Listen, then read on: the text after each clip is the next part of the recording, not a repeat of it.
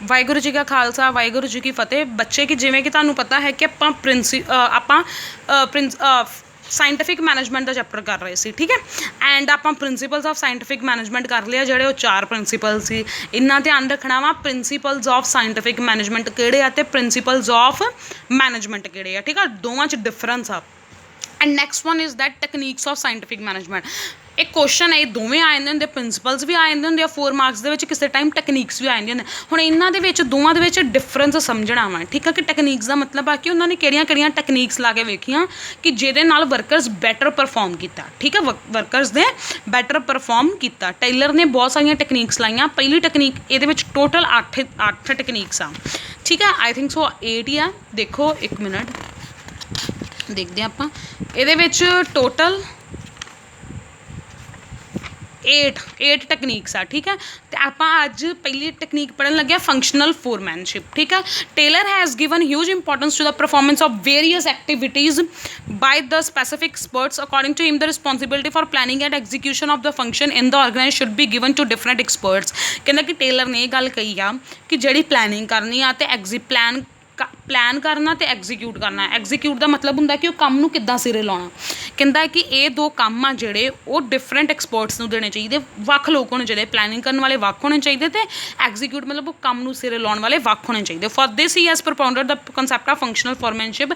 ਇਹ ਕਰਨ ਲਈ ਜਿਹੜੇ ਵੱਖ ਲੋਕ ਉਹਨੇ ਬਣਾਏ ਪਲੈਨਿੰਗ ਲਈ ਅਤੇ ਐਗਜ਼ੀਕਿਊਸ਼ਨ ਲਈ, ਉਹਨੂੰ ਆਪਾਂ ਕੀ ਕਹਿੰਦੇ ਫੰਕਸ਼ਨਲ ਫੋਰਮੈਨਸ਼ਿਪ। ਕਹਿੰਦਾ ਕਿ ਇਹਦੇ ਅਕੋਰਡਿੰਗ ਹਰ ਇੱਕ ਇੰਪਲੋਏ ਆ ਜਿਹੜਾ every employee work under the supervision of 8 expert foreman.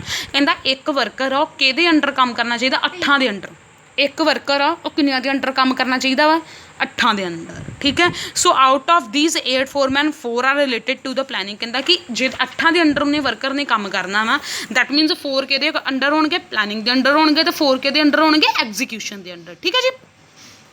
ਹੁਣ ਦੇਖੋ ਇਹਦੇ ਵਿੱਚ ਕਿ all these foremen are expert in their function. They give directions to the employees about the execution of the functions and supervise their working also.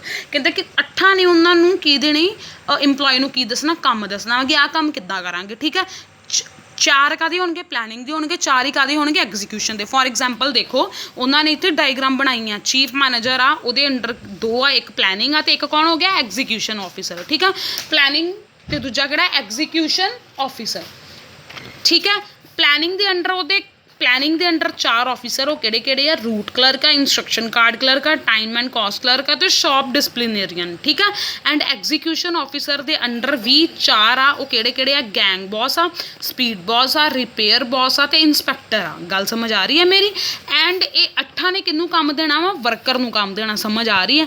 ਤੁਸੀਂ ਇਹ ਪੜ੍ਹਿਆ ਨਾ functional ਫੋਰਮੈਨਸ਼ਿਪ ਦੇ ਵਿੱਚ ਦੋਵਾਂ 'ਚ ਉਹਨੇ ਡਿਵਾਈਡ ਕੀਤਾ। ਦੋਵਾਂ 'ਚ ਪਲੈਨਿੰਗ ਆਫਿਸਰ ਆ ਅਤੇ ਇੱਕ ਕਿਹੜਾ ਵਾ? Execution officer. ਪਲੈਨਿੰਗ ਦੇ ਵਿੱਚ ਵੀ 4 ਹੋਣਗੇ ਆਫਿਸਰ ਅਤੇ ਐਗਜ਼ੀਕਿਊਸ਼ਨ 'ਚ ਵੀ 4 ਹੋਣਗੇ। ਇਹਨਾਂ 8 ਨੇ ਕਿਹਨੂੰ ਕੰਮ ਦੇਣਾ ਵਾ? ਵਰਕਰ ਨੂੰ ਕੰਮ ਦੇਣਾ। ਸਮਝ ਆ ਰਹੀ? ਹੁਣ ਇਹਦੇ ਵਿੱਚ ਵੇਖੋ ਉਹਨੇ ਕੀ ਦੱਸਿਆ ਵਾ ਕਿ ਜਿਹੜਾ ਵਾ ਰੂਟ ਕਲਰਕ ਆ, ਜਿਹੜਾ ਪਹਿਲਾ ਵਾ, ਉਹਨੇ route clerk determines the sequence of the functions to be performed in the organisation. ਕਹਿੰਦਾ ਰੂਟ ਕਲਰਕ ਦਾ ਮਤਲਬ ਰੂਟ ਬਣਾਉਣਾ ਹੈ ਨਾ। ਰੂਟ ਦਾ ਮਤਲਬ ਇਹ ਕਿ ਉਹਨੇ ਵੇਖਣਾ ਕਿ ਕਿਹੜਾ ਕੰਮ ਕਦੋਂ ਕਰਨਾ, ਕੀ ਸੀਕੁਐਂਸ ਹੋਣਾ ਚਾਹੀਦਾ। ਜਿੱਦਾਂ ਫੋਰ ਐਗਜ਼ਾਮਪਲ ਚਾਹ ਬਣਾਉਂਦੇ ਆ, ਚਾਹ ਦਾ ਸੀਕੁਐਂਸ ਹੈਗਾ, ਠੀਕ ਆ। ਪਹਿਲਾਂ ਕੀ ਬਣਾਉਣਾ? ਪਹਿਲਾਂ ਪਾਣੀ ਪਾਉਣਾ, ਫਿਰ ਉਸ ਤੋਂ ਬਾਅਦ ਉਹਦੇ ਵਿੱਚ ਕੀ ਪਾਉਣਾ? ਇਲਾਚੀ ਪਾਉਣੀ ਜਾਂ ਜੋ ਵੀ ਤੁਸੀਂ ਕਹਿੰਦੇ ਜੋ ਹੈ ਨਾ। ਫਿਰ ਉਸ ਤੋਂ ਬਾਅਦ ਕੀ ਬਣਾਉਣਾ? ਪੱਤੀ ਪਾਉਣੀ, ਫਿਰ ਖੰਡ ਪਾਉਣੀ। ਦੈਟ ਮੀਨਸ ਉਹਨੇ ਰੂਟ ਦੱਸਣਾ ਵਾ ਕਿ ਪਹਿਲਾਂ ਆਹ ਕੰਮ ਕਰਨਾ, ਆਹ ਕੰਮ ਕਰਨਾ। ਨੈਕਸਟ ਵਨ ਇਜ਼ ਦੈਟ ਕਿ instruction card clerk. Instruction card clerk give instruction to the workers regarding work. ਉਹਨੇ ਵਰਕ ਦੀਆਂ ਇੰਸਟਰਕਸ਼ਨਸ ਦੇਣੀਆਂ। ਐਗਜ਼ੀਕਿਊਸ਼ਨ ਯੂਜ਼ ਆਫ ਰਿਸੋਰਸਿਸ, ਕਿਹੜੇ ਇਕਵਿਪਮੈਂਟ ਯੂਜ਼ ਕਰਨੇ ਆ, ਕਿੰਨਾ ਟਾਈਮ ਸਪੀਡ ਲੈਣੀ ਕੰਮ ਕਰਨ ਨੂੰ, ਉਹ ਸਾਰਾ ਕਿੰਨੇ ਦੱਸਣਾ? ਇੰਸਟਰਕਸ਼ਨ ਕਾਰਡ ਕਲਰਕ ਨੇ। Time and cost clerk prepares the record of time taken and the cost incurred by the employees to accomplish a task. ਕਹਿੰਦਾ ਕਿ ਟਾਈਮ ਐਂਡ ਕਾਸਟ ਕਲਰਕ ਨੇ ਕੀ ਕਰਨਾ ਵਾ ਕਿ ਇਹ ਦੇਖਣਾ ਵਾ ਕਿ ਤੁਸੀਂ ਕਿੰਨਾ ਟਾਈਮ ਲੈਂਦੇ ਜੋ ਇੱਕ ਕੰਮ ਕਰਨ ਨੂੰ, ਅਤੇ ਇੱਕ ਇੰਪਲੋਏ ਕਿੰਨੀ ਕਾਸਟ ਲੈਂਦਾ ਉਹ ਕੰਮ ਕਰਨ ਨੂੰ, ਠੀਕ ਆ। ਸ਼ਾਪ ਡਿਸਪਲਿਨੇਰੀਅਨ, ਇਹਦੇ ਵਿੱਚ ਕੀ ਆਉਣਾ? Shop disciplinary is responsible to maintain discipline in the organization. He deals with the cases of breach of discipline and absenteeism. ਠੀਕ ਹੈ। ਕਹਿੰਦਾ ਵਾ ਕਿ ਇਹ ਸ਼ਾਪ ਡਿਸਪਲਿਨਰੀ ਨੇ ਇਹ ਵੇਖਣਾ ਵਾ ਕਿ ਜਿਹੜੀ ਆਰਗੇਨਾਈਜੇਸ਼ਨ ਦੇ ਵਿੱਚ ਆ ਕਿ ਕੋਈ ਵਰਕਰ ਕੀ ਆ ਡਿਸਪਲਿਨ ਹਰ ਕੋਈ ਮੰਨਣ ਦਿਆ ਵਾ, ਜੇ ਕੋਈ ਨਹੀਂ ਮੰਨਣ ਦਿਆ ਬ੍ਰੀਚ ਦਾ ਮਤਲਬ ਹੁੰਦਾ ਤੋੜਨਾ। ਜੇ ਉਹ ਡਿਸਪਲਿਨ ਨੂੰ ਤੋੜਨ ਦਿਆ ਵਾ ਤਾਂ ਉਹਦੇ ਲਈ ਕੀ ਸਜ਼ਾ ਹੋਣੀ ਚਾਹੀਦੀ ਆ। ਐਂਡ ਜਿਹੜੇ ਲੋਕ ਛੁੱਟੀ ਕਰਦੇ ਆ ਵਰਕਰਸ, ਉਹਨਾਂ ਦੇ ਉੱਤੇ ਕੀ ਕਾਰਵਾਈ ਹੋਣੀ ਚਾਹੀਦੀ। ਸਮਝ ਆ ਗਈ ਨਹੀਂ? ਫੋਰਮੈਨ ਐਗਜ਼ੀਕਿਊਸ਼ਨ ਡਿਪਾਰਟਮੈਂਟ ਦੇ ਅੰਡਰ ਗੈਂਗ ਬੌਸ ਆਉਂਦਾ। ਬੱਚੇ ਸਾਰੀਆਂ ਸਾਰੀਆਂ ਚੀਜ਼ਾਂ 1 ਮਾਰਕਸ ਆ ਜਾਂਦੀਆਂ ਹੁੰਦੀਆਂ ਕਿ what do you mean by gang boss, what do you mean by speed boss ਜਾਂ ਰੂਟ ਕਲਰਕ ਜਾਂ ਟਾਈਮ ਐਂਡ ਕਾਸਟ ਕਲਰਕ, ਠੀਕ ਹੈ। Gang boss makes available request equipment and tools to the employees so that they may work without any problem. ਕਹਿੰਦੇ gang boss ਦਾ ਕੰਮ ਹੀ ਇਹੀ ਹੈ ਕਿ ਉਹਨੇ ਵਰਕਰਸ ਨੂੰ ਜਿਹੜਾ ਵੀ ਉਹਨਾਂ ਨੂੰ ਇਕਵਿਪਮੈਂਟ ਚਾਹੀਦਾ, ਜਿਹੜੀ ਵੀ ਚੀਜ਼ ਦੀ ਲੋੜ ਆ ਉਹ ਉਹਨਾਂ ਨੂੰ ਪ੍ਰੋਵਾਈਡ ਕਰਨਾ ਤਾਂ ਜੋ ਕੰਮ ਰੁਕ ਨਾ ਸਕੇ, ਠੀਕ ਹੈ। ਸਪੀਡ ਬੌਸ ਨੇ ਕੀ ਕਰਨਾ, speed boss ensures that employees should perform various functions at a specific speed so that these functions may be completed in a specified time. ਉਹੀ ਗੱਲ ਹੋ ਗਈ ਕਿ ਸਪੀਡ ਬੌਸ ਨੇ ਵੇਖਣਾ ਕਿ ਟਾਈਮ ਜਿਹੜਾ ਸਪੀਡ ਦੇ ਨਾਲ ਇੰਨੀ ਕੁ ਸਪੀਡ ਦੇ ਨਾਲ ਕੰਮ ਹੋਵੇ ਕਿ ਤਾਂ ਜੋ ਉਹ ਟਾਈਮ ਸਿਰ ਹੋ ਸਕੇ, ਠੀਕ ਆ। ਰਿਪੇਅਰ ਬੌਸ ਨੇ ਕੀ ਦੇਖਣਾ ਬੱਚੇ, ਕਿ ਉਹਨੇ ਦੇਖਣਾ ਕਿ ਰਿਪੇਅਰਸ ਵੇਖਣੀ ਮਸ਼ੀਨਸ ਦੀ, ਕਿ ਜੇ ਕਿਸੇ ਮਸ਼ੀਨ ਨੂੰ ਲੋੜ ਆ ਰਿਪੇਅਰ ਦੀ ਉਹ ਹੋ ਜੇ ਤਾਂ ਜੋ ਆਰਗੇਨਾਈਜੇਸ਼ਨ ਦੇ ਵਿੱਚ ਕੋਈ ਵੀ ਰੁਕਾਵਟ ਨਾ ਹੋਵੇ, ਠੀਕ ਹੈ ਜੀ।